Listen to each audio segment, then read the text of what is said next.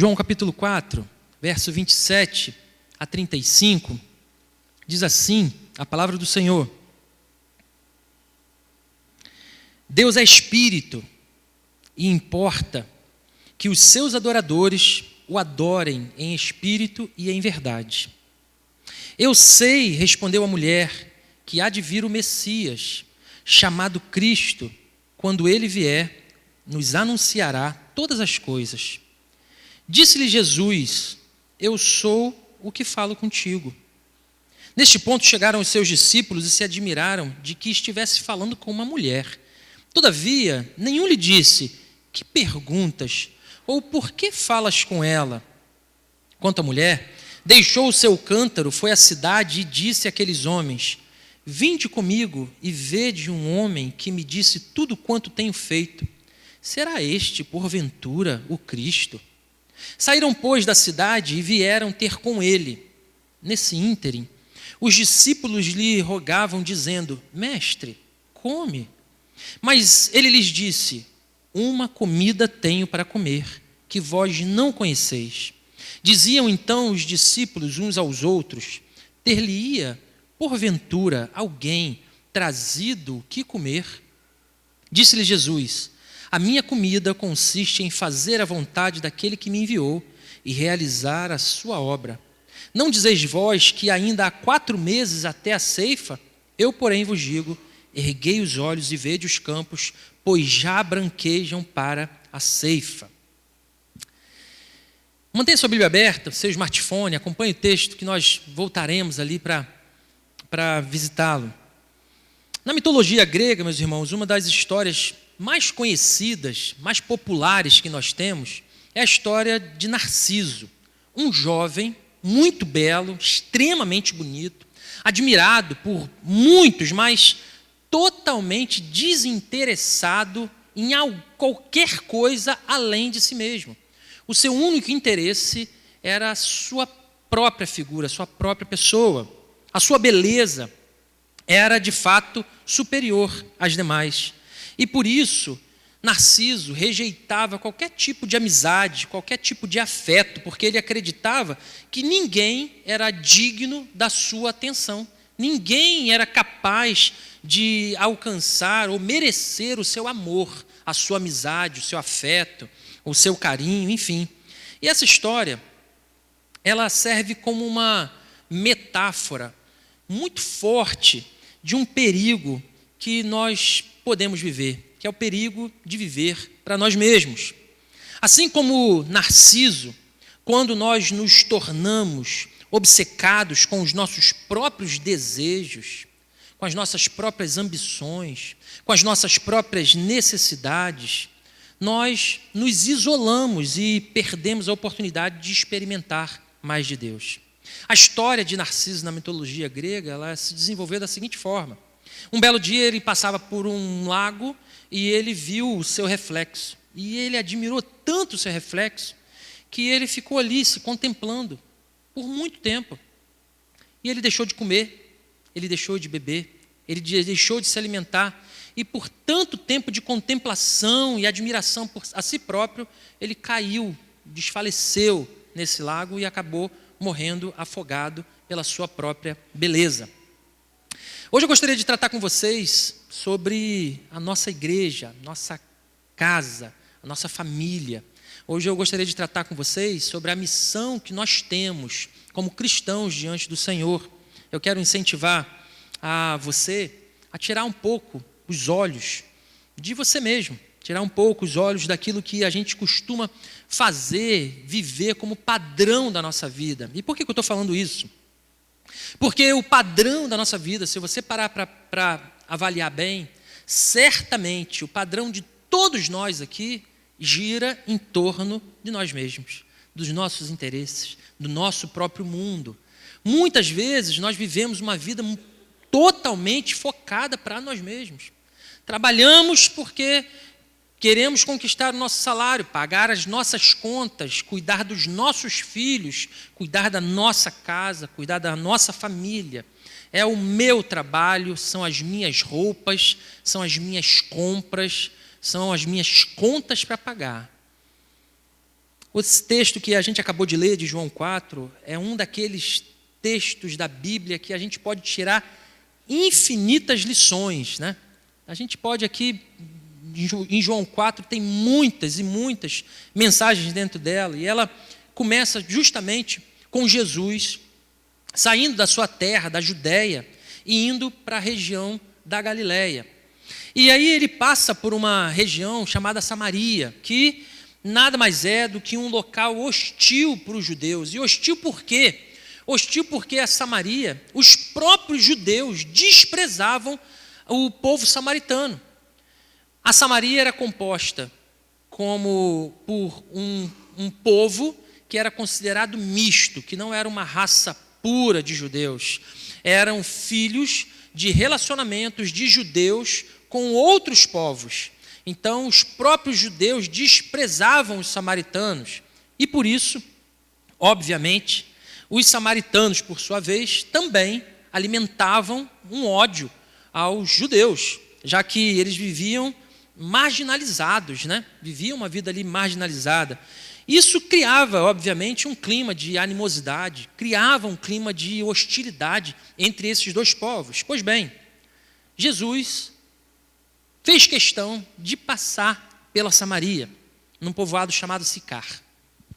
E por lá havia um poço muito antigo, ainda dos tempos do patriarca Jacó, que estava lá e funcionava normalmente, e ele então senta ali próximo daquele poço. Essa história eu sei que vocês conhecem. O sol era de meio-dia, né? Meio-dia que a gente chama do sol a pino, né? Aquele que já não faz sombra nenhuma.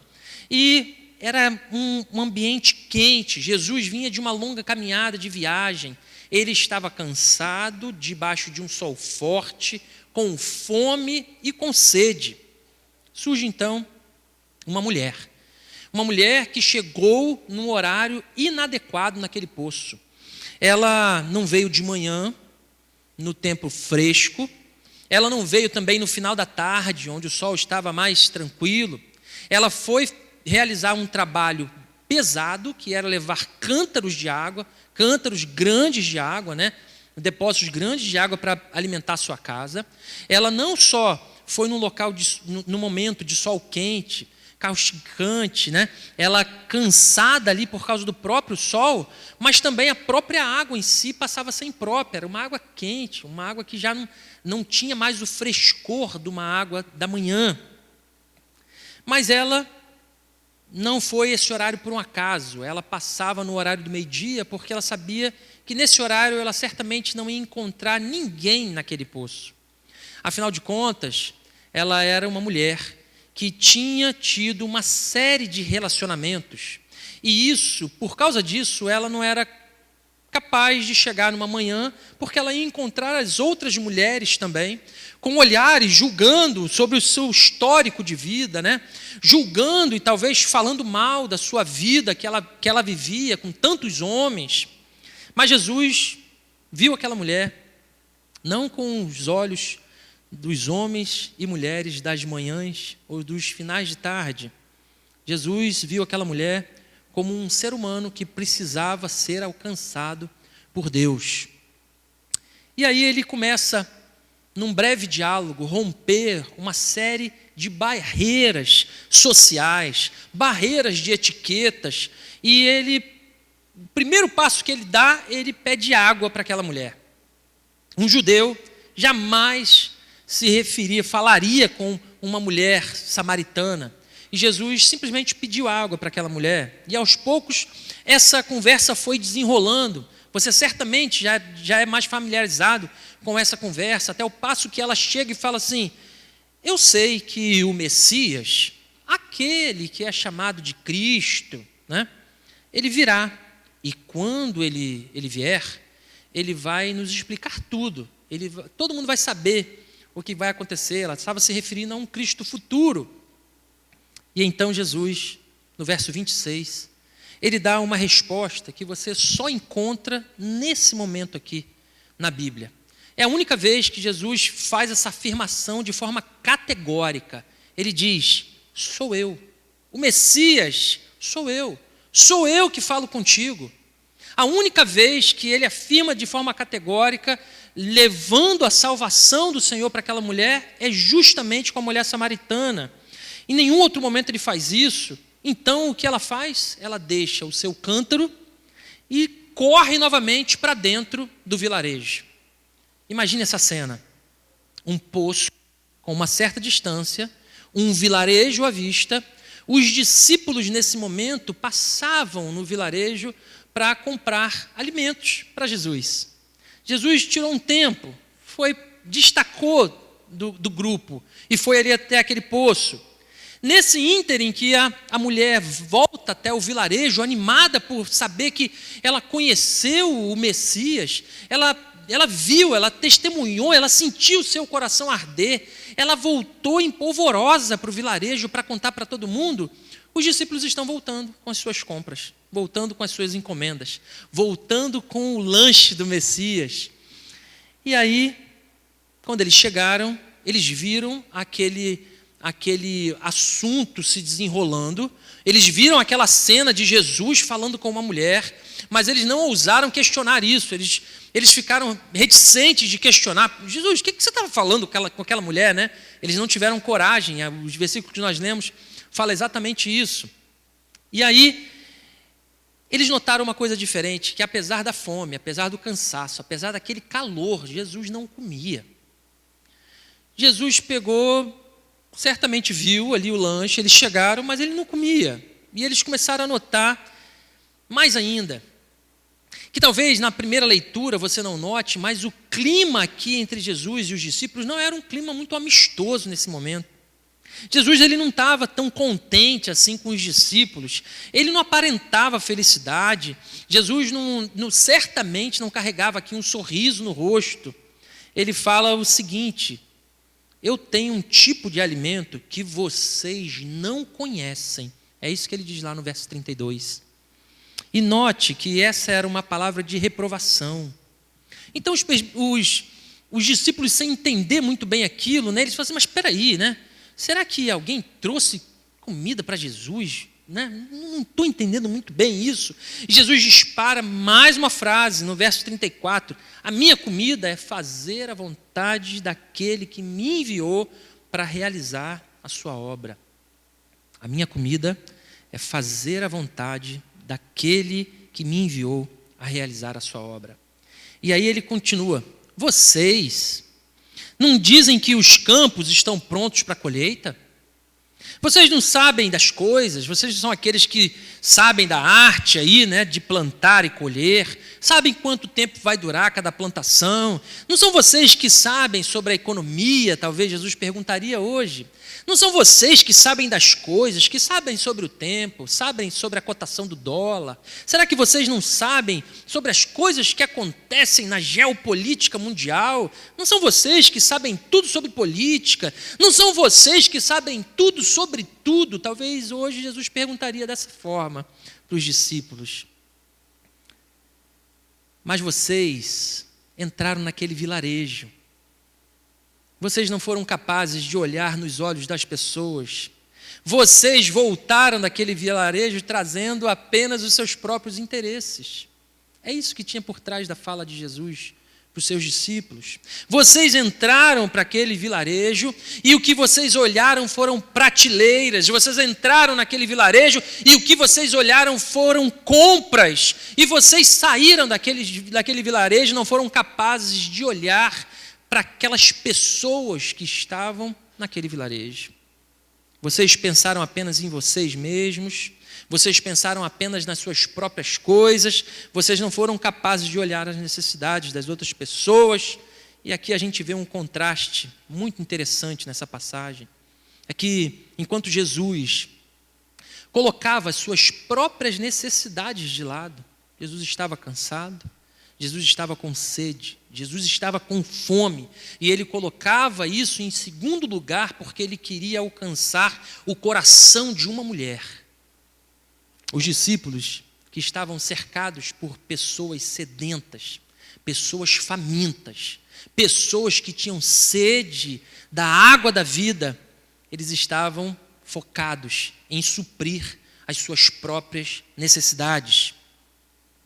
Meu irmão e minha irmã, infelizmente, é exatamente assim que às vezes nos colocamos diante de Deus como igreja, mãos cheias e almas vazias.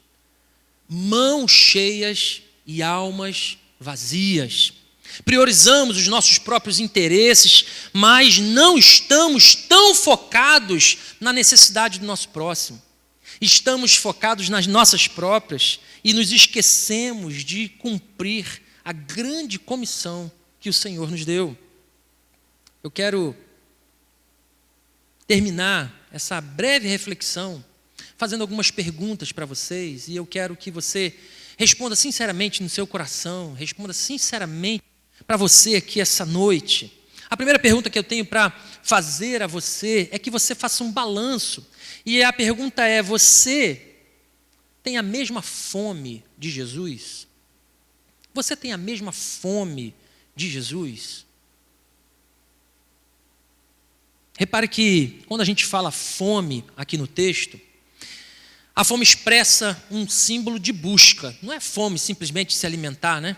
Ela expressa alguém que busca alguma coisa, busca de algo que falta para você. E a verdade é que todos nós temos fome. A verdade é que todos nós estamos buscando alguma coisa. E eu me arrisco a dizer que a maioria de nós aqui provavelmente estamos buscando as mesmas coisas. Estamos lutando de segunda a segunda no nosso trabalho, estamos lutando e buscando um bom salário, estamos lutando por reconhecimento, estamos lutando para vencer na vida, estamos lutando por um status de vencedor, estamos lutando para saciar a nossa própria fome física mesmo. A grande questão é que talvez essa busca incansável pelos nossos próprios interesses não estejam alinhados com o interesse de Jesus para as nossas vidas. Jesus estava buscando o coração das pessoas que estavam longe, que estavam distantes de Deus. Mas aí, talvez você me ouça falar isso e fale assim: tá, pastor, mas aí é fácil, né? Você é pastor, eu tenho que acordar cedo, eu tenho que seguir a vida, eu tenho que trabalhar, eu tenho que sim levantar para pagar minhas contas, eu tenho que pagar minha faculdade, eu tenho que fazer meu estágio, eu tenho que cumprir a minha função lá no meu trabalho. Mas você acha, então, que eu chego amanhã, peço demissão no meu trabalho, né? Fecho a minha empresa, paro de lutar pelas coisas, fecho tudo, volto para aqui e falo assim: aí, pastor, ó, você falou ontem aí, ó, fechei, agora vamos junto aí, estou junto contigo aqui. Mas você e eu sabemos que não é sobre isso que eu estou falando. Quando Jesus, ele envia os seus discípulos, repare que em nenhum momento da caminhada, Jesus quis que os seus discípulos mudassem de função.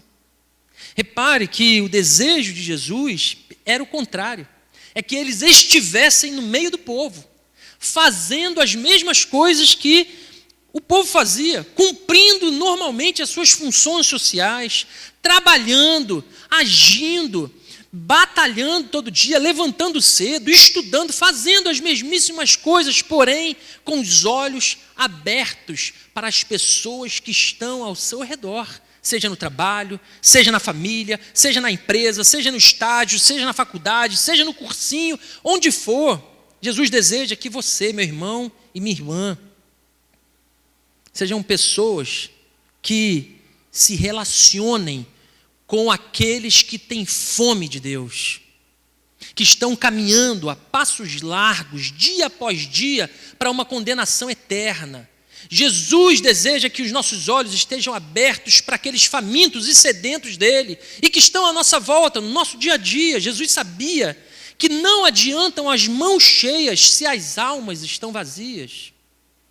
O que Jesus deseja é que você e eu mudemos o nosso olhar. Veja bem, para encontrarmos com o Senhor, para termos contato com o Pai, com o Criador, com Deus Todo-Poderoso, com o Altíssimo, a gente não precisa escalar o monte mais alto, a gente não precisa ir naquele local específico, santificado. A gente precisa estar no local onde Deus nos colocou. Onde Deus te colocou, meu irmão e minha irmã, é o local que você precisa ser bênção e estar com os olhos abertos para aqueles famintos, para aqueles sedentos de Deus. Esse é o local que Deus preparou para encontrar com o próprio Deus. O local onde Deus nos plantou é o local onde Ele está disponível para ser encontrado por pessoas famintas, por pessoas sedentas. Ou você acha que Deus te colocou onde você está hoje, por um acaso? Será que Deus te colocou hoje onde você está, fazendo as suas atividades, mesmo que você esteja insatisfeito, viu? Mas para você acordar insatisfeito, tomar um banho, fazer o que você faz, com a cara fechada, se relacionar com tantas pessoas, voltar para sua casa e amanhã fazer tudo de novo, você acha mesmo que Deus fez a sua vida para isso? Certamente que não. Será esse o propósito do Criador para a sua criatura? Será esse mesmo? Será para isso que Deus nos criou? Para que a gente termine o mês já preocupado, né? Para o próximo mês que vai vir, ficar fazendo esse ciclo a vida inteira até morrer? Será que Deus nos criou para isso? Obviamente que não. A grande verdade, meus irmãos, é que daqui a 150 anos, nenhum de nós vai estar por aqui, provavelmente. Nenhum de nós. Não vão mais lembrar das nossas vozes, não vão mais lembrar do que fizemos, não vão mais lembrar das mensagens aqui nesse templo, não vão mais lembrar do trabalho que realizamos, das coisas que compramos, não vão mais lembrar de nós. Daqui a 150 anos, nenhum de nós vai estar aqui, ninguém vai lembrar de nada, mas se você tiver compartilhado a água da vida com alguém, meu irmão e minha irmã, isso é a única coisa que fica. Isso é a coisa genuína, de valor que fica. Quando a água da vida se derrama sobre a vida de uma outra pessoa, ela certamente vai transformar uma geração. Ela certamente vai avançar muito além de 150 anos. Ela certamente vai se fazer lembrada, e a sua vida sim será lembrada, porque através de você essa água foi transbordada na vida de alguém. Irmãos, deixa eu compartilhar uma coisa minha aqui com vocês. Eu sou um pastor novato, já não tão novato na idade, mas novato no tempo pastoral. E nesse processo, é óbvio que a gente enfrenta problemas. Assim como todos vocês aqui, eu também enfrento problemas. É óbvio que muitas vezes a gente pensa em desistir das coisas. Pensa em desistir dos estudos no seminário. Pensa em desistir de... Para que eu vou fazer isso? Vou comprar essa briga para quê? Mas tem uma coisa, meus irmãos, que Deus colocou no meu coração, que eu confesso para vocês que me motiva nesses momentos de dificuldade, sabe? Quando a gente acha problemas, assim, quando o coração dá aquela murchada, quando você toma aquele banho de água fria, quando você é desestimulado, desencorajado, talvez, tem uma coisa que ativa o meu coração, que é a minha imaginação. Eu sou muito imaginativo, irmãos, e vocês sabem disso quando eu começo a imaginar os textos bíblicos, né? Eu leio a Bíblia imaginando o fato, né? Acho que é coisa de TDAH, né, Rafael? Mas, por mais engraçado que possa parecer, eu não sei se você já parou para pensar nisso, mas eu fico pensando, irmãos, no dia que eu chegar no céu, e eu quero ver vocês lá. O que motiva o meu coração é a minha imaginação do dia que eu chegar no céu, e eu quero ver você lá, Rafael. Érica, eu quero ver você lá. eu quero ver você lá. Segundo, eu quero ver você lá. Eu fico imaginando, irmãos, quantas pessoas nós veremos nesse lugar. Que festa não vai ser essa? Quando a gente se encontrar e a gente olhar nos olhos e falar assim, valeu a pena aquele café, valeu a pena aquele tempo investido, valeu a pena aquela renúncia, valeu a pena aquele bate-papo no trabalho, valeu a pena aquele momento de consolo. Isso é que fica, irmãos. Quando eu chegar no céu, Érica, eu quero ver você lá. Eu quero ver o seu rosto lá.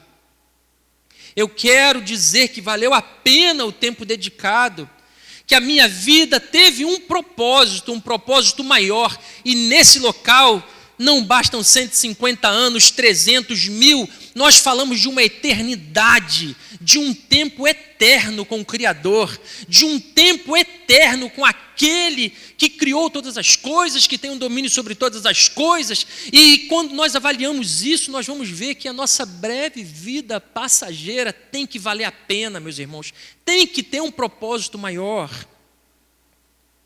Quantas famílias eu verei?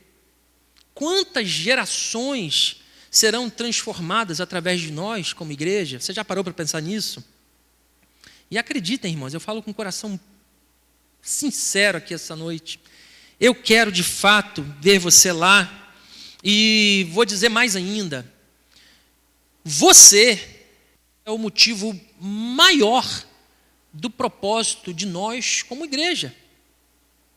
O nosso propósito como igreja não é o ar-condicionado, não é o tijolo, não é a parede, não é o som, não é o microfone, não são os bancos, não são os bens. A única coisa que tem valor eterno aqui dentro é você.